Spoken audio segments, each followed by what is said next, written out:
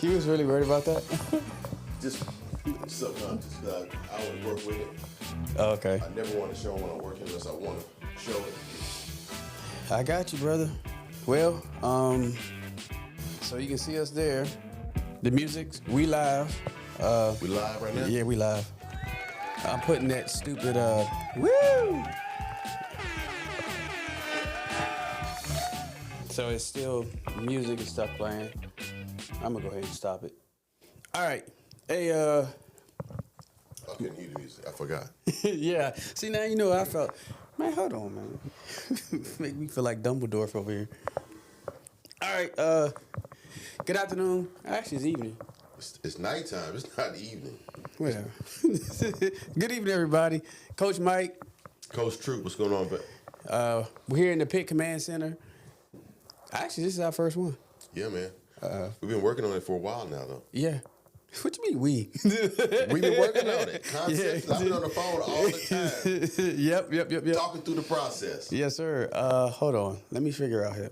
All right, so now, hey, y'all can see that pit stuff in the background. Now we're going to go to the actual factual. That way y'all have something more entertaining to look at than us while we go over whatever we go over. Is that the WWE? Oh, yep, actually that was. That was when he did that. He jumped up with the, like, what is it? Ric Flair or somebody like that? No, Jimmy Snooker, Superfly. Jimmy Fly Snooker, yeah. Yeah, that was my son. Hit me with some flying knees and stuff like that. Well, good evening, good afternoon, everybody. This is the Pit Command Center. Yes, sir. Coach Mike, better known as Reginald Harris. I'm Coach Troop. How y'all doing today?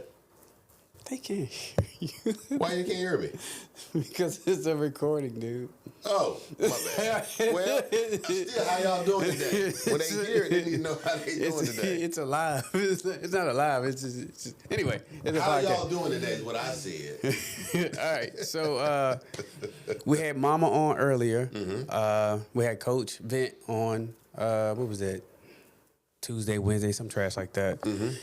And pretty much, we're just introducing ourselves to to America. Mm-hmm.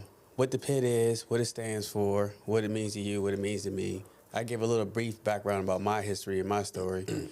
Let the people know who you are. Man, I'm Coach Troop. I work for the Texas Department of Public Safety.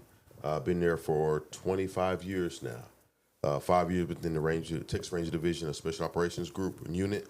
I was a team member there. I was an investigator for about 5 years. The other time was just patrolling, working the street. I'm currently in training in TOD, Training Operations and Development.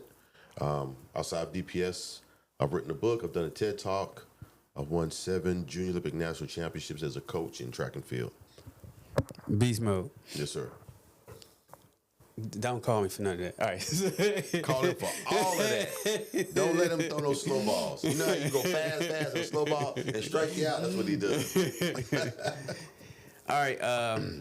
Actually, I met Coach Troop doing this yard, actually. Yeah. I'm a landscaper dude by trade. Yep. It was some weeds in the backyard. Yep. That's kind of... Matter of fact, because everybody in the neighborhood uses him, a good buddy of mine, of ours, Yep. Sydney, Uh-huh. said, man, this guy named Richard Harris, man, he does a real good job, man. You need to see him. I said, where is he? He lives right around the corner. I said, okay, I'm going to catch up with him. And that's when I called you. Yep.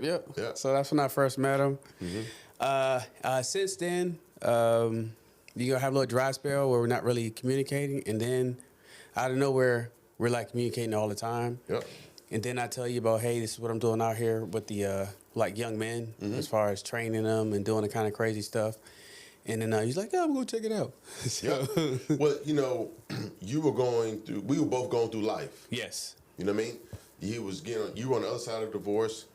I was a little bit further down the road, but still living life after the divorce. Yep. Right? Doing a blended family, trying to figure that part out. Because there's no roadmap for that. No. You know what I mean? So that space where we met, and then there was some distance, we were both trying to figure it out.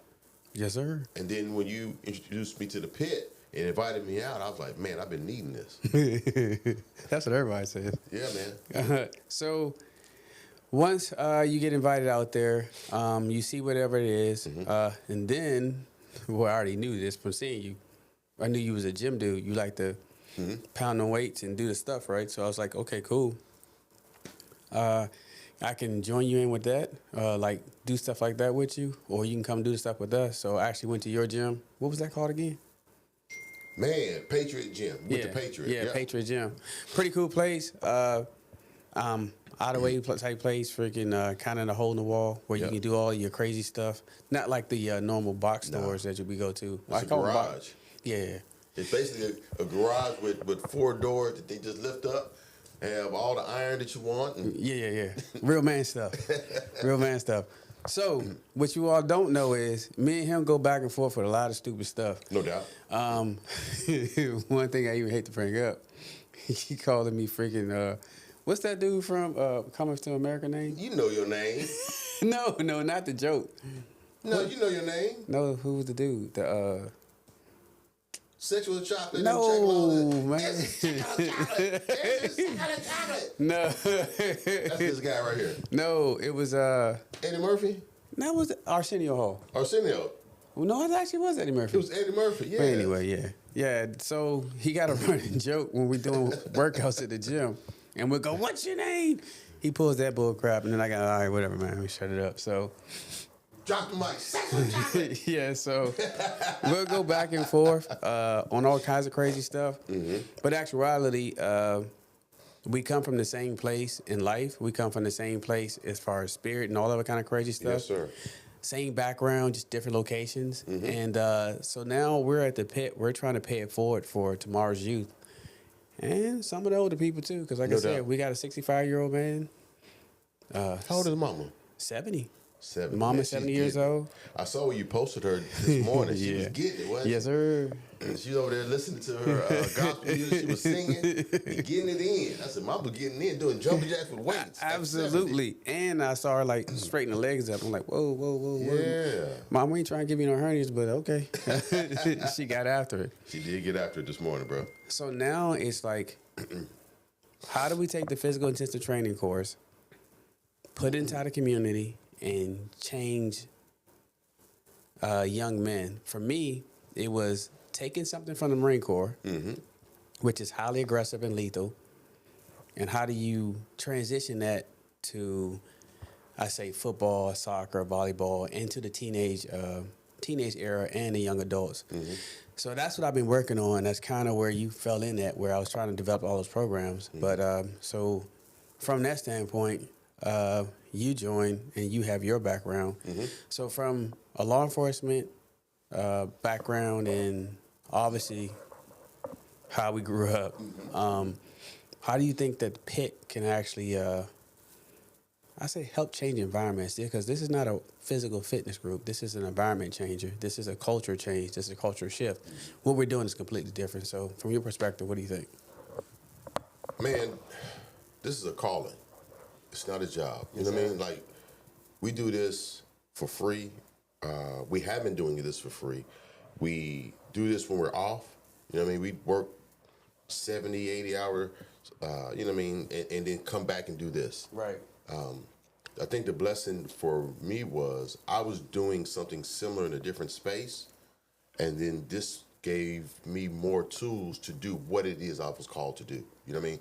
Like, we talk about those 7 national championships, but it wasn't about the national championships. We were coaching track and field. Right. I grew up, well, for those who don't know, if you ever look at my TED Talk, my dad was addicted to drugs. I was left at Boys and Girls Clubs where he was on his benches and they didn't pick me up, so I would have to go to state homes or, you know what I mean, just a foster care system or service for someone else to look after me. CPS is what they would call it now. I keep on turning in this chair. I didn't even come to Texas until, well, I was born in New York, lived in Jersey, then moved to Atlanta where my father was trying to change his life. He had a new wife. He got back on drugs. They separated. So I went like 4 or 5 days without seeing an adult, and I was in the 6th grade at the time. I only ate a half-cooked turkey because I didn't know how to cook at the time. I fed myself and my dog. One of his girlfriends show up, and they're looking for him. And I said, I haven't seen my dad in a couple of days. And I asked her, hey, can you call my mom? I don't know how she got my mom's phone number, but that's back in the day when, you know, you had telephone books and all that kind of stuff, right? But whatever it was, she found my mom. My mom said, if you can just get him to the airport, I'll have a ticket